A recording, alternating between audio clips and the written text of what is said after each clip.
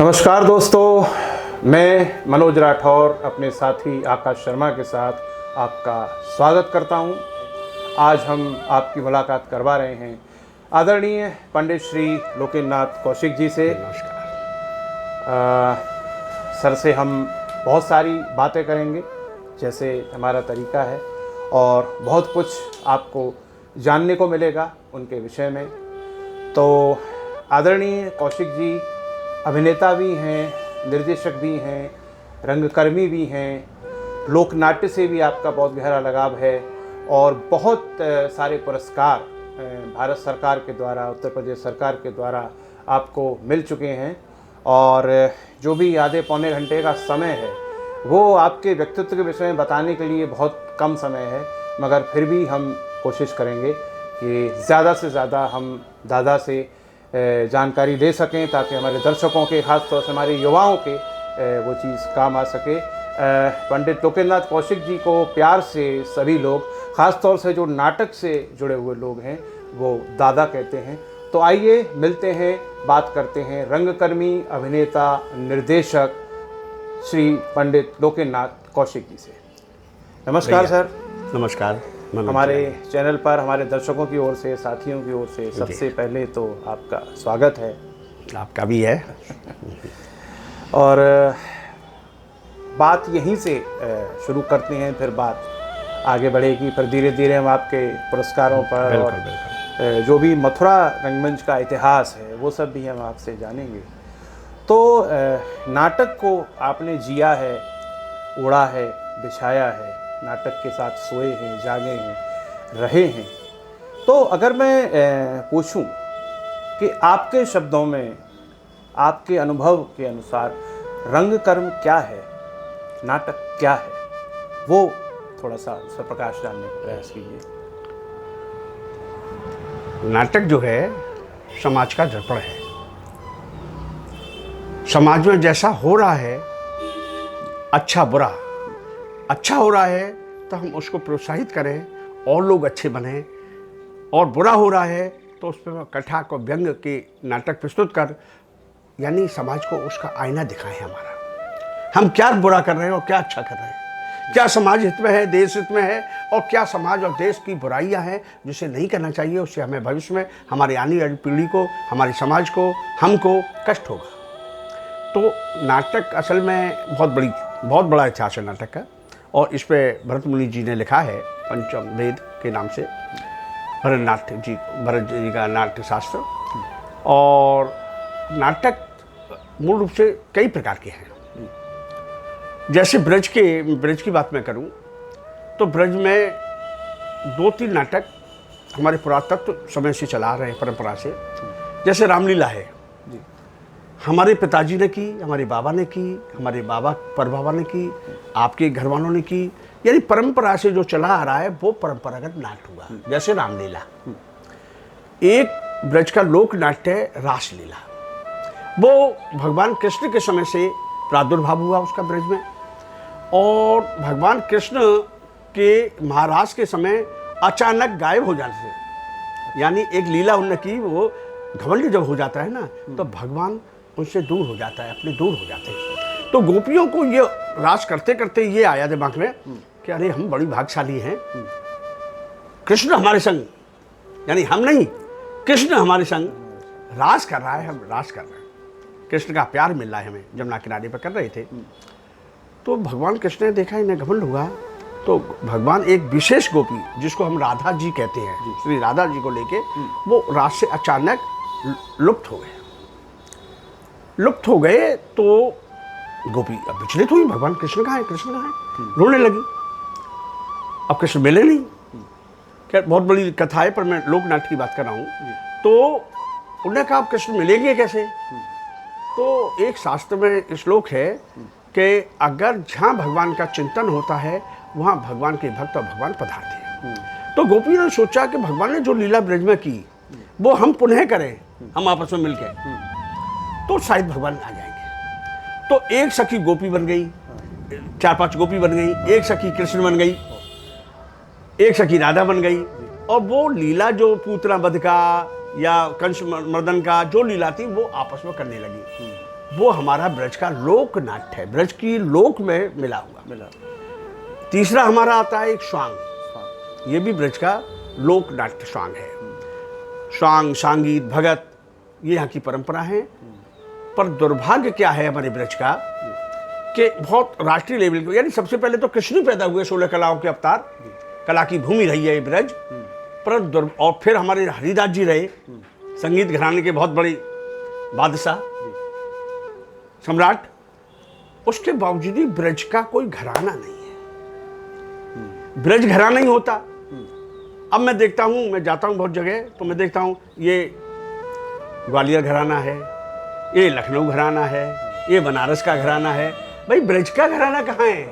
और ब्रज को रूढ़वादिता करते हुए इतना छोटा बना दिया कि स्वांग की दो विधा हैं, एक है कानपुर शैली यानी पूर्वांचल शैली, एक है हाथरस शैली। तो हाथरस से क्यों मान दिया? ब्रज, ब्रज क्यों नहीं बोला? ब्रज की शैली, पूरा ब्रज आता ना। ये तो ब्रज, हाथरस तो ब्रज में है, तो ब्रज में हाथरस भी मान दिया।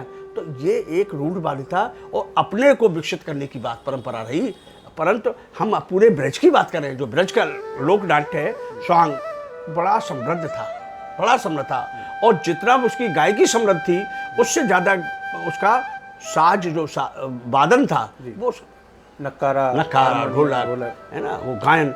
और बड़े बड़े शास्त्रीय गायक जो शास्त्रीय गायन करते हैं, बड़े बड़े शास्त्रीय गायक जहां खत्म करते हैं अपने गायन को, वहां से स्वांग शुरू होता था और चरम पर जाके ठहर जाता था। हमारे ब्रज की विशेषता क्या थी कि जैसे आप अमर सिंह बनाए हमने, तो आप अमर सिंह अपने भाव से दिखाएंगे, आपकी गायकी से दिखाएंगे।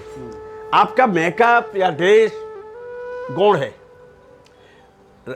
पूर्वांचल में, कानपुर में क्या था कि वो मेकअप होता था, भाव होते थे, गायकी हमारी जैसी दमदार नहीं होती थी। तो ये दोनों में अंतर था। और फिर बहुत सी कुरीतियाँ आ गई, बहुत सी अपवाद आ गए। दादा एक कंफ्यूजन बड़ा रहता है, जैसे आपने स्वांग, भगत, संगीत, नौटंकी की बात की, तो कुछ लोग ऐसा मानते हैं कि नौटंकी विधा पंजाब से आई है या ब्रज से, ये बड़ा कंफ्यूजन रहता है। तो आपका क्या? नौटंकी जो विधा है पंजाब की एक कथा है। नौटंकी नाम की एक रानी थी, राजकुमारी थी, उसे प्यार करता था। उसने कहा तू मेरे लिए क्या कर सकता है, मान कि जो कहो वो कर दूं। तो राजकुमारी ने अपना हार उठार के डाल दिया और उसको तालाब में वो ढूंढने लगा, वो निकाल के लाओ, वो नहीं मिला तो उसने पानी निकाला। वो लंबी कथा है। तो कथा तो वहीं से है राजकुमारी के ऊपर। अच्छा। वो हमारे ब्रज में नौटंकी नहीं होती भाई साहब। अच्छा। हमारे यहाँ स्वांग होता है, भगत होती है, संगीत होता है।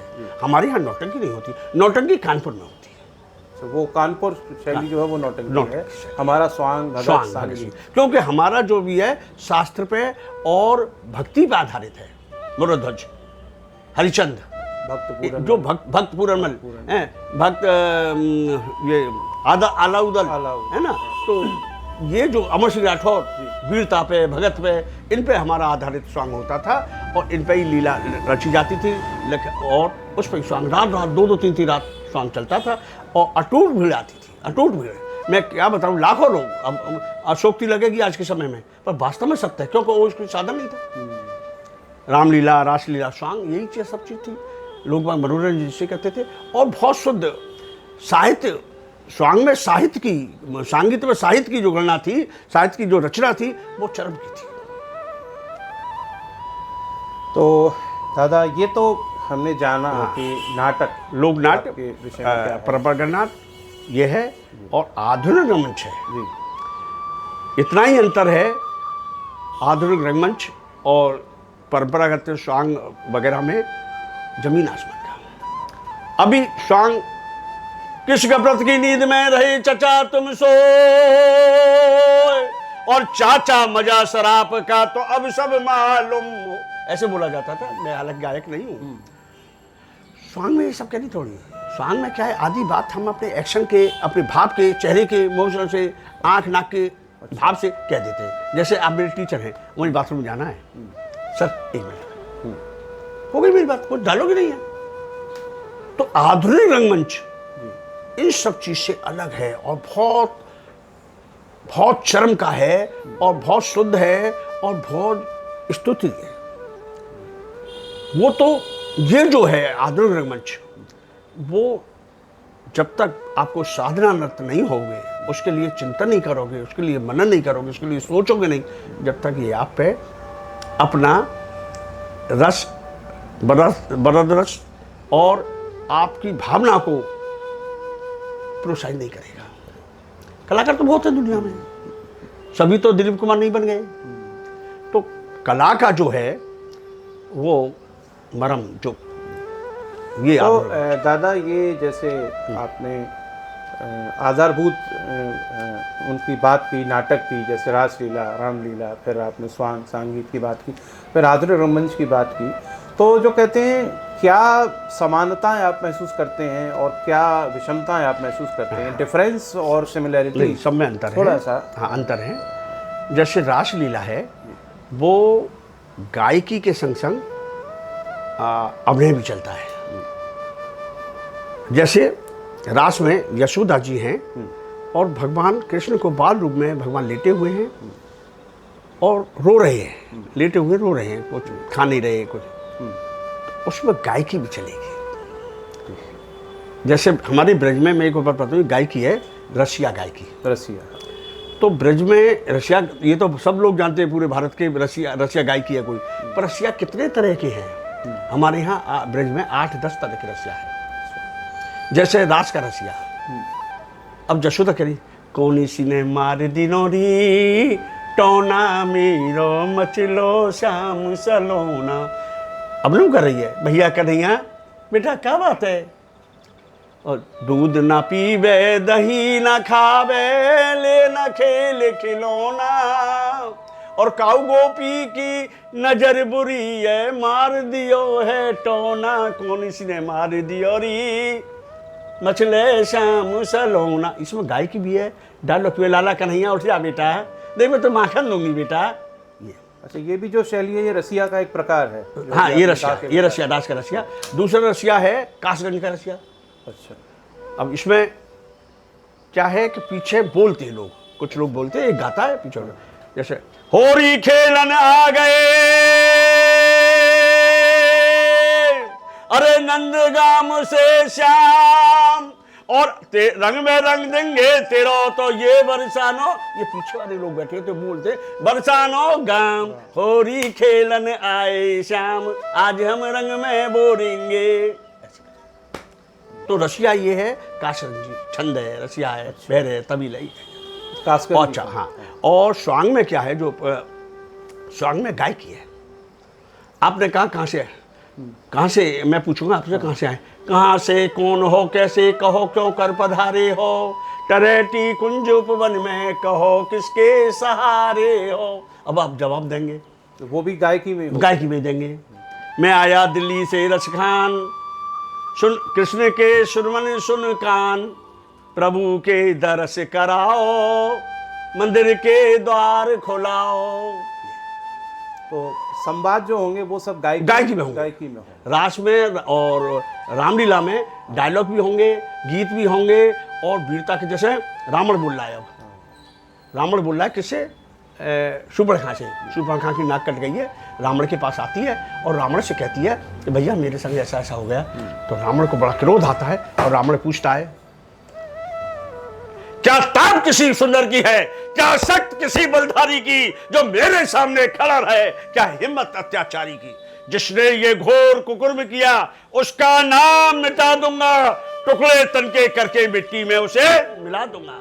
तुम कुशल पूर्वक घर जाओ, मैं अभी यहां से जाता हूं, तेरे अपराधी को उसकी कन्नी का मजा चखाता हूं। तो शूर्पणखा जाती है। तो ये क्या है, गाय की, हे शूर्पणखे जो तेरे संग ऐसा बर्ताव किया है, मैं अभी उसकी कन्नी का मजा चखा के आता हूं, तुम कुशल पूर्वक घर जाओ, महलों में जाओ। तो डायलॉग भी है, गायकी भी है, संवाद भी है, और वहाँ में सवैया भी है, ये सब चलता है गायकी। और डायलॉग का भी एक खास पैटर्न है, उसका हाथ पैर चलाना, और आवाज बुलंद है मेरी आवाज, या माइक में आए या ना आए, पर मेरे हाथ चले, पैन चले, ये सब, और आवाज जनता तक पहुंचे, आवाज पकड़े गई जब जोर से बोलेगी।